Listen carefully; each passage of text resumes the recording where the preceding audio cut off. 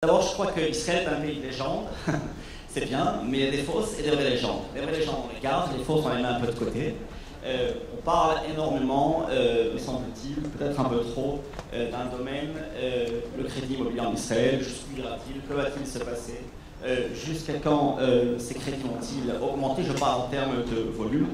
Il faut se dire que si les volumes de crédit en Israël a doublé depuis 2006, depuis 2013 maintenant, nous sommes à une stabilité. C'est-à-dire que le marché est arrivé à un certain stade où aujourd'hui une stagnation. On n'augmente plus le volume des crédits. Depuis l'an 2000, il y a eu une augmentation qui s'est interrompue ces dernières années. Au jour d'aujourd'hui, c'est une stagnation du volume des crédits. Alors, il faut se dire quelque chose, cette stagnation intervient alors que les prêts n'ont jamais été aussi peu chers. Hein. Souvenez-vous, messieurs, dames, moi j'ai eu l'occasion d'en faire les effets. En l'an 2000, un crédit en Israël se contractait à 5%. 5% plus une augmentation, une indexation sur le coût de la vie, soit un total de 10%.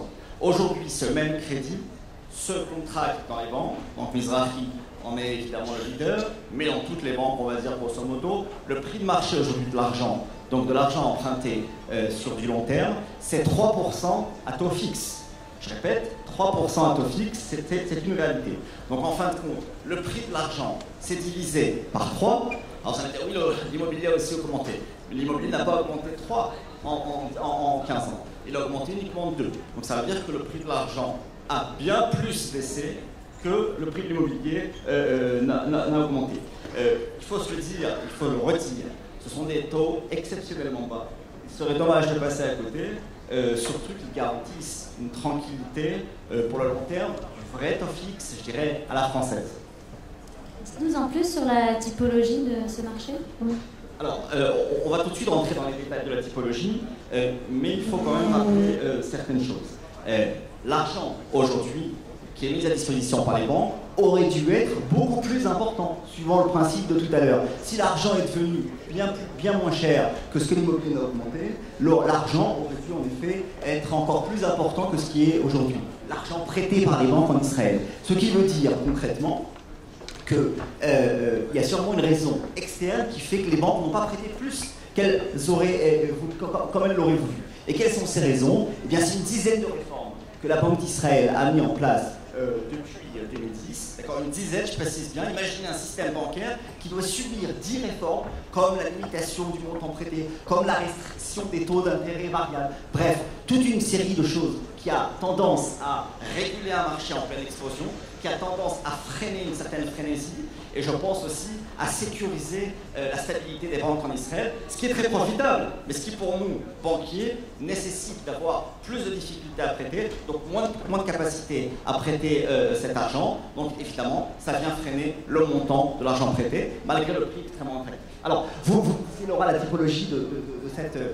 Beaucoup de gens se disent, mais en Israël, les gens vivent à crédit, on va au supermarché, on paye en 6 fois ce qu'on aurait dû, ce qu'on a mangé il y a 9 mois, elle sera payée dans 9 mois. Bref, c'est vrai, c'est un pays qui a une tendance, parce que c'est un pays émergent, parce que c'est un pays qui vient, qui est un pays récent, on va dire, il y a une vraie volonté de voir parfois, malheureusement, vivre un peu trop à crédit. Mais malgré tout, il faut savoir qu'un crédit en Israël ne représente que 30%, le remboursement de ce crédit ne représente que 30% de la disponibilité financière des ménages. C'est-à-dire qu'une personne qui gagne 10 000 shekels, elle rembourse en moyenne 3 000 shekels, ce qui est raisonnable. Et quand on regarde le montant prêté par rapport au prix acheté, la moyenne est de 50%. En Europe, c'est plus élevé. Donc les ménages, c'est vrai, empruntent, c'est vrai que des fois ils n'ont pas le choix, mais ça reste tout à fait raisonnable, ce qui explique que le système bancaire israélien, en fin de compte, est extrêmement fiable, est extrêmement solide. Des crises de subprime, on n'en connaît pas en Israël. On n'en connaît pas parce que le système est extrêmement régulé, contrôlé, et on limite les dégâts en termes d'endettement des ménages. Alors la question que certains se posent, faut-il emprunter si je possède la totalité du montant nécessaire à l'acquisition, sachant que l'argent non dépensé ne rapporte plus rien? Alors Laura, c'est simple. Il y a toujours cette notion, on a des clients qui gèrent chez nous leur patrimoine financier, donc qui ont des réserves importantes d'argent, et le moment du crédit, et le moment d'achat immobilier se présente, et ils nous disent, écoutez, moi j'ai l'argent, je ne vais pas commencer à emprunter alors que mon argent, comme vous le disiez Laura à juste titre, ne rapporte plus rien. Alors ça aussi c'est une légende, parce qu'il faut savoir, hein, il s'agit de règles mathématiques. Si aujourd'hui on va prendre un exemple ensemble, en ce dimanche midi, vous êtes avant le déjeuner, donc je pense que ça va pouvoir être adéquat. Si j'achète aujourd'hui un bien immobilier sur plan, d'accord, n'importe où en Israël, et que je le paye 100, d'accord, je l'achète sur plan, il est connu, il est habituellement constaté que lorsque je recevrai les clés de mon appartement, en plus de l'augmentation de marché, il y aura eu une hausse due au fait que j'ai pris un certain risque en achetant sur plan. Bref, on va supposer que mon appartement à la livraison ne va plus valoir 100, mais va valoir 120. Donc facilement, de nouveau avant le déjeuner, ça fait 20% de plus-value seulement. Maintenant, si j'avais emprunté ne serait-ce que 50%, on va rester dans la moyenne nationale.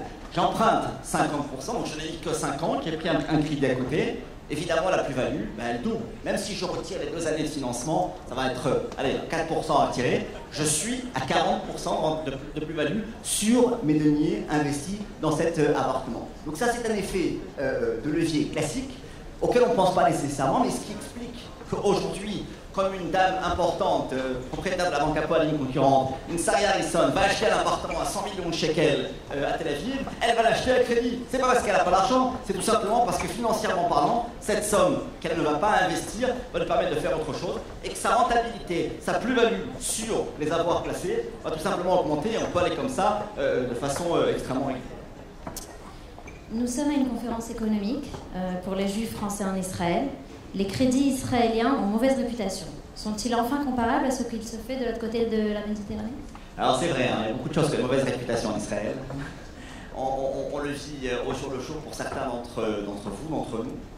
Les crédits, on a tendance à se souvenir ce que je rappelais précédemment, à savoir leur volatilité historique. D'accord? Parce que c'est vrai que les grands-parents ou la famille ou les amis qui habitent en Israël empruntaient en Israël il y a quelques années et se retrouver avec des remboursements qui ne cessaient d'augmenter et des remboursements de crédit qui étaient complètement imperceptibles.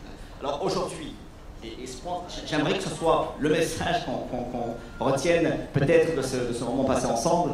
Il faut le dire, et je pense que c'est une grande fierté parce que c'est en fin de compte aussi un des signes de la réussite du pays dans lequel nous vivons, ou dans lequel nous envisageons de vivre pour certains d'entre vous ici. Enfin, les formules de crédit entre la France et Israël se ressemblent. Aujourd'hui, vous empruntez en France, en Europe, un crédit. C'est un crédit amortissable où on maîtrise les remboursements de capital. Enfin, en Israël, on est arrivé à ce stade où oui, on sent à vue d'œil, ça paraît être dingue, mais ça n'était pas le cas pendant des années. Aujourd'hui, un crédit remboursé en Israël, c'est perceptible, à vue d'œil. Au bout de 5 ans, on a remboursé un quart de capital. Pourquoi? Parce que les taux d'intérêt ont baissé de façon vertigineuse, on l'a dit tout à l'heure. Il n'y a plus d'indexation sur le coût de la vie sur ces crédits-là, même si on avait l'inflation est carrément à zéro, bien moins importante qu'en Europe, ou même dans une période de déflation en Europe, Israël reste encore intéressante au niveau de ses taux. Et la seule différence, on va dire, qui va rester, c'est vrai qu'aujourd'hui, l'Europe qui connaît une crise économique va être capable de prêter un peu moins cher qu'en France. On va parler clairement, hein, on a envie d'avancer. En Israël aujourd'hui, un crédit prêté à 3% sur 20 ans va être prêté en France à 2,2, 2,3. Parce que là-bas, il y a une véritable nécessité de booster l'économie par des taux d'intérêt bas, afin que les gens empruntent justement, donc continuent à emprunter, fassent tourner la machine économique, chose qui n'est pas connue ici. Nous ne vivons pas en crise en Israël. Donc, mis à part cette différence de taux expliquée, aujourd'hui, avec beaucoup de fierté, on peut dire que d'emprunter en Israël ressemble énormément à ce qui se fait de l'autre côté de la Méditerranée. Oui, Laurent. Alors maintenant, dites-nous ce que le département international de la Mizrahi Tefachot offre à l'investisseur français.